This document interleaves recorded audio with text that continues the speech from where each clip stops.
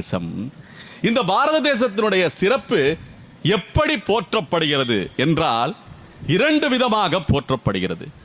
ஒன்று பொருள் செழிப்பிலே சிறந்த தேசம், மற்றொன்று அருள் செழிப்பிலே சிறந்த தேசம் என்று போற்றப்படுகிறது. என பொருளும் வேண்டும், பகவானுடைய அருளும் வேண்டும். அப்படி பகவானுடைய அருள் எப்படி நமக்கு கிட்டுகிறது என்றால் ஒரு பரம்பரை, மிக பெருத்த பரம்பரை சொல்லப்படுகிறது. அதுதான் வியாசம் வசிஷ்ட நப்தாரம் சக்தே பௌத்திர மகல்மஷம் பராசராத்மஜம் வந்தே சுக தாதம் தபோ நிதிம் என்று சொல்லுகிறார்கள். இதனுடைய அர்த்தம் தெரியுமா? இதில் இந்த ஸ்லோகம் எதில் பாடப்படுகிறது என்பது தெரியுமா? அதனுடைய அர்த்தம் என்னவென்றால் வசிஷ்ட நப்தாரம், வசிஷ்டருடைய குலத்தை போற்றுகிறது இந்த ஸ்லோகம்.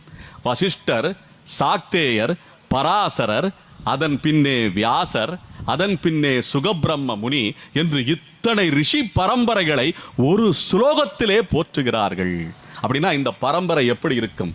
இந்த பரம்பரை தொட்டு பல மகான்கள் அவதாரம் செய்திருக்கிறார்கள் இந்த மோட்ச பூமியான மதுரையம்பதியிலே.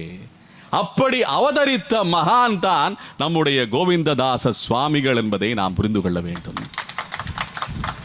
இந்த பரம்பரை எப்ப இருந்து வருது பாத்தீங்களா? கிருதயுகத்திலிருந்து வர்ற பரம்பரை இது. ஏன்னா வியாசர்ல இருந்து